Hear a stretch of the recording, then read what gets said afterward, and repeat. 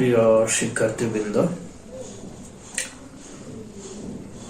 আজকের ভার্চুয়াল ক্লাসে তোমাদেরকে শুভেচ্ছা জানাচ্ছি।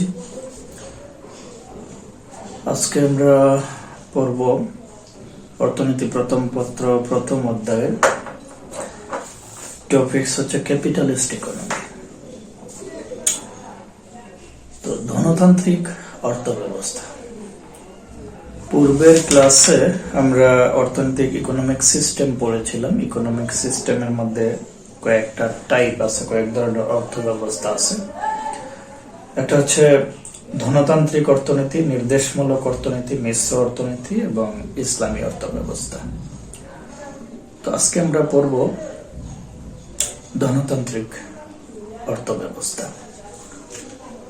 ধনতান্ত্রিক অর্থ ব্যবস্থার সূত্রপাত হয় ইউরোপে। অষ্টাদশ শতাব্দীর শুরু থেকে শিল্প বিপ্লবের মাধ্যমে ধনতান্ত্রিক অর্থ ব্যবস্থা প্রতিষ্ঠাতা লাভ করে। এটি মূলত 1789 সালে ফরাসি বিপ্লবের মধ্য দিয়ে ইউরোপে বর্জুয়া গণতান্ত্রিক অর্থ ব্যবস্থা প্রতিষ্ঠিত হয়।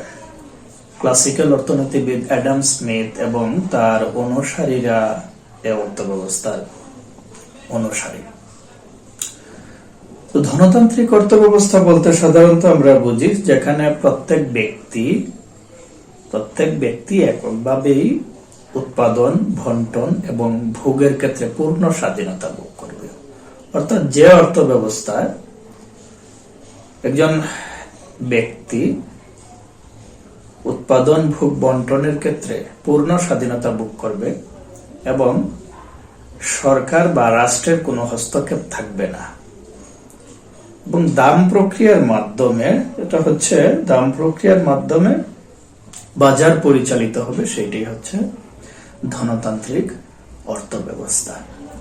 অর্থাৎ যেখানে কোনো সরকারের হস্তক্ষেপ থাকবে না, দাম প্রক্রিয়ার মাধ্যমে বাজারের চাহিদা এবং যোগানের উপর ভিত্তি করে দাম প্রক্রিয়া নির্ধারণ করা হবে এবং একজন ব্যক্তি এককভাবে উৎপাদন, ভোগ এবং বণ্টনের ক্ষেত্রে পূর্ণ স্বাধীনতা ভোগ করবে, তাকেই আমরা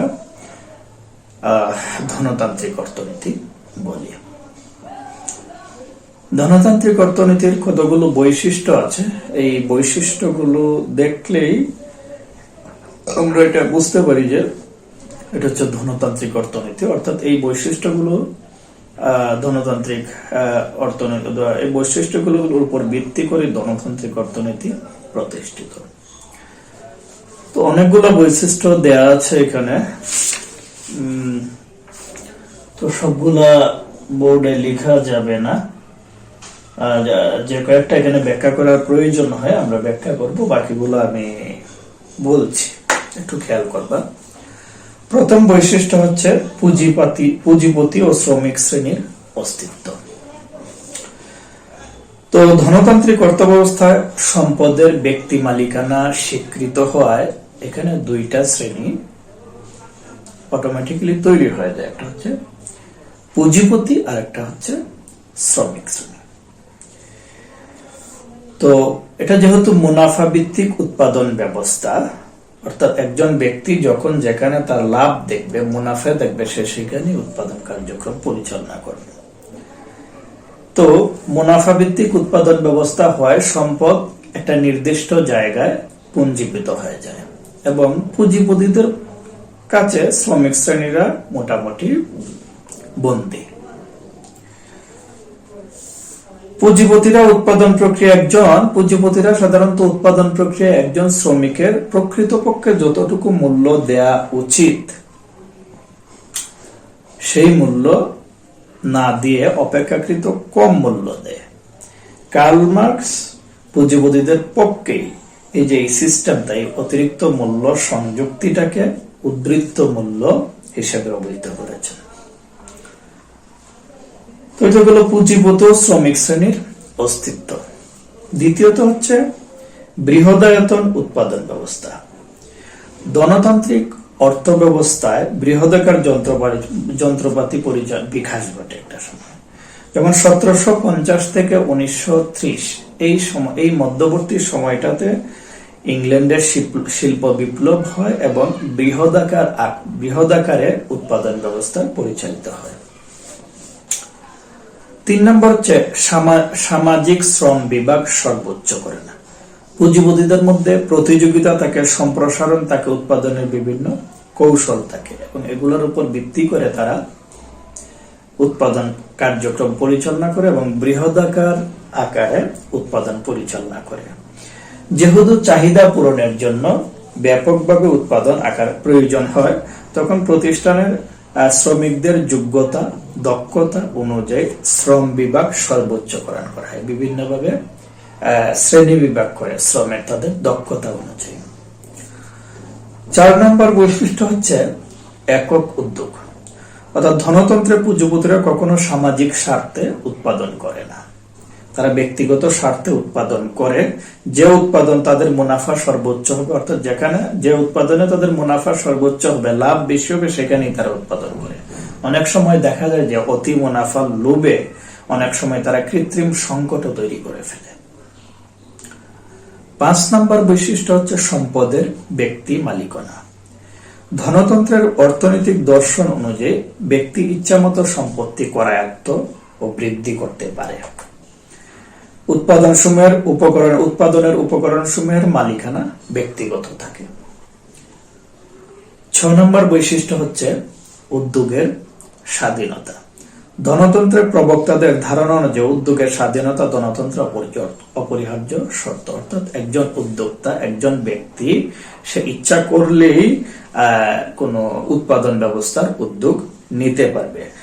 উৎপাদন, বিনিময়, বন্টন প্রভৃতি ক্ষেত্রে বেসরকারি উদ্যোগ স্বীকৃত, অর্থাৎ সে একজন উদ্যোক্তা ব্যক্তিগতভাবে উদ্যোগ নিতে পারবে।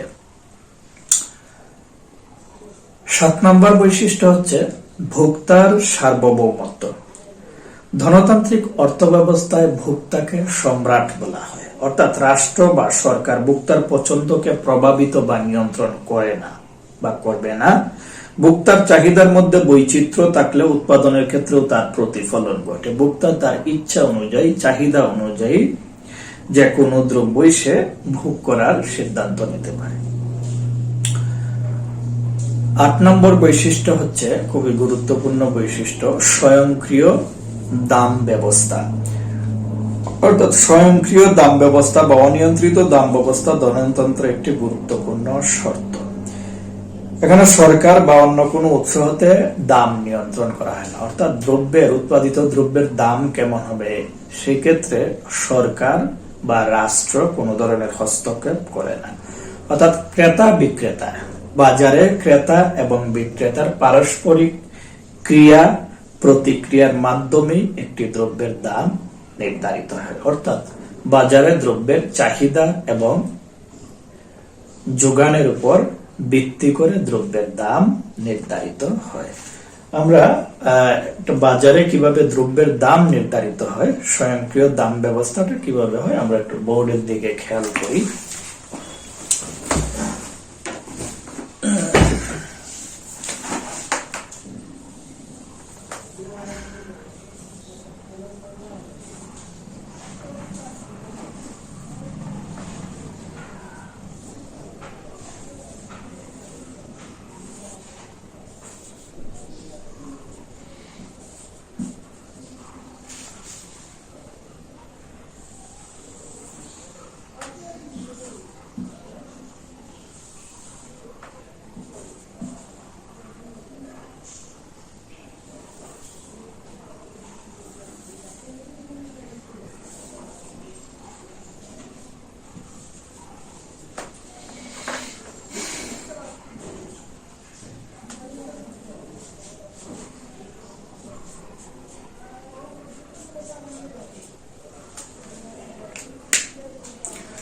আমরা চিত্রের দিকে একটু খেয়াল করি।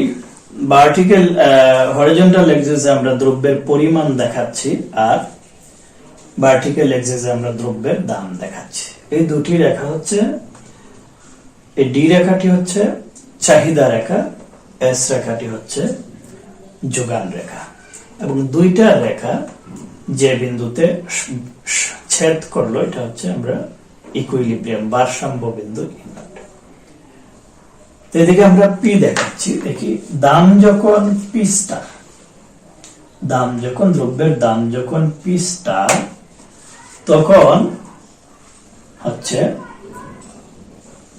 চাহিদা এবং যোগানের পরিমাণ সমান, অর্থাৎ ই নট বিন্দুতে চাহিদা এবং যোগানের পরিমাণ সমান, অর্থাৎ পি স্টার যখন দাম তখন চাহিদার পরিমাণও কিউ স্টার, যোগানের পরিমাণও কিউ স্টার। যদি দাম কমে পি ওয়ান হয়, দাম কমে পি ওয়ান হয়, তখন যোগান হয়ে যায় কিউ ওয়ান এবং চাহিদা হয়ে যায় কিউ টু পরিমাণ, অর্থাৎ এতটুকু চাহিদা বেশি, দাম কমার কারণে বাজারে যোগান এই জায়গাটা কমে গেল, চাহিদা বেড়ে গেল। আবার দাম যদি পি টু হয়, তখন দেখা যাচ্ছে কি চাহিদার পরিমাণ কি হলো, কমে গেল, কিউ ওয়ান হয়ে গেল। দাম বাড়ার কারণে উদ্যোক্তারা কি করবে, লাভের আশায় বাজারে উৎপাদন বাড়াবে, যোগানের পরিমাণ বেড়ে যাবে, যোগান বেড়ে কিউ টু হয়ে গেছে। এক্ষেত্রে দেখা গেছে কি যোগানের পরিমাণ বেড়ে গেছে এই এতটুকু, আবার চাহিদার পরিমাণ এতটুকু কমে গেছে। অর্থাৎ এই দুইটা জায়গাতেই P2 এবং P1 প্রাইসের ক্ষেত্রে একটা ইমব্যালেন্স, এখানে চাহিদা বেশি যোগান কম, এই জায়গায় যোগান বেশি চাহিদা কম। কিন্তু পি স্টার দামের ক্ষেত্রে আমরা কি দেখি, চাহিদা এবং যোগানের পরিমাণ সমান, অর্থাৎ ক্রেতা এবং বিক্রেতা, যারা উৎপাদক যারা আছে, উৎপাদক প্রতিষ্ঠান অর্থাৎ বিক্রেতারা, এবং যারা ভোক্তা আছে ক্রেতারা, তাদের পারস্পরিক ক্রিয়া এবং প্রতিক্রিয়ার উপর ভিত্তি করে পিই নট নির্ধারিত, অর্থাৎ পি স্টার দামে দ্রব্য কেনা বেচা হবে। এটি হচ্ছে স্বয়ংক্রিয় দাম ব্যবস্থা।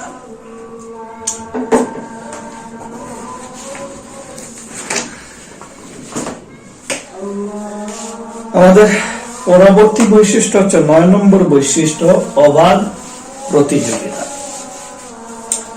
অর্থাৎ ধনতান্ত্রিক অর্থনীতি সকল ক্ষেত্রে অবাধ প্রতিযোগিতা বিদ্যমান থাকবে। উদ্যোক্তাদের মধ্যে এরূপ প্রতিযোগিতা নতুন নতুন দ্রব্য আবিষ্কার হয়, উৎপাদন হ্রাস পায়, অর্থাৎ প্রতিযোগিতা অবাধ থাকবে। যে কোনো প্রতিষ্ঠান, এখানে নতুন নতুন উদ্যোক্তারা এসে উৎপাদন পরিচালনা করতে পারবে, মানে অর্থাৎ বাজারে প্রবেশ এবং প্রস্থান করা, এটা খুব অবাধ।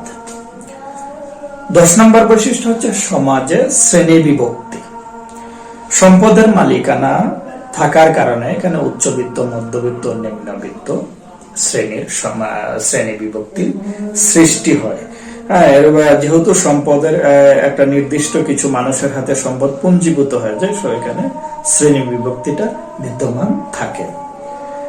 11 নম্বর বৈশিষ্ট্য হচ্ছে মুনাফা অর্জন। মুনাফা আহরণকে সামনে রেখে গণতন্ত্রের উৎপাদন কার্যক্রম, অর্থাৎ গণতান্ত্রিক অর্থনৈতিক ব্যবস্থায় মূল টার্গেটই থাকে উদ্যোক্তাদের মুনাফা অর্জন করা। যেসব ক্ষেত্রে মুনাফা বৃদ্ধির সম্ভাবনা থাকবে সেই ক্ষেত্রেই তারা বিনিয়োগ করবে, উৎপাদন করবে। 12 নম্বর বৈশিষ্ট্য হচ্ছে আয় বন্টনে অসমতা, অর্থাৎ ধনতন্ত্রে আয় ও সম্পদ বন্টনে অসমতা বা বৈষম্য রয়েছে। ব্যক্তি মালিকানার সম্পদের বন্টন অসম হয়। এক্ষেত্রে যার সম্পদ যত বেশি তার আয় তত বেশি হয়, যার সম্পদ কম তার আয় তত কম। যেহেতু সম্পদের ব্যক্তি মালিকানা রয়েছে, সেজন্য আয় বন্টনে অসমতা বিদ্যমান রয়েছে। 13 নম্বর বৈশিষ্ট্য হচ্ছে উৎপাদন ও পুঁজির কেন্দ্রীভূতকরণ।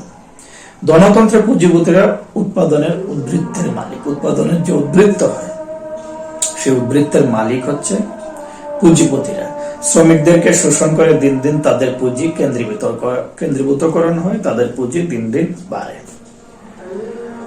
14 নম্বর বৈশিষ্ট্য হচ্ছে শিল্প পুঁজির সাথে ব্যাংক পুঁজির সমন্বয়, অর্থাৎ পুঁজিপতিগণ ব্যাংক পুঁজির সাহায্য পায় বিনিয়োগ ও উৎপাদনের ক্ষেত্রে।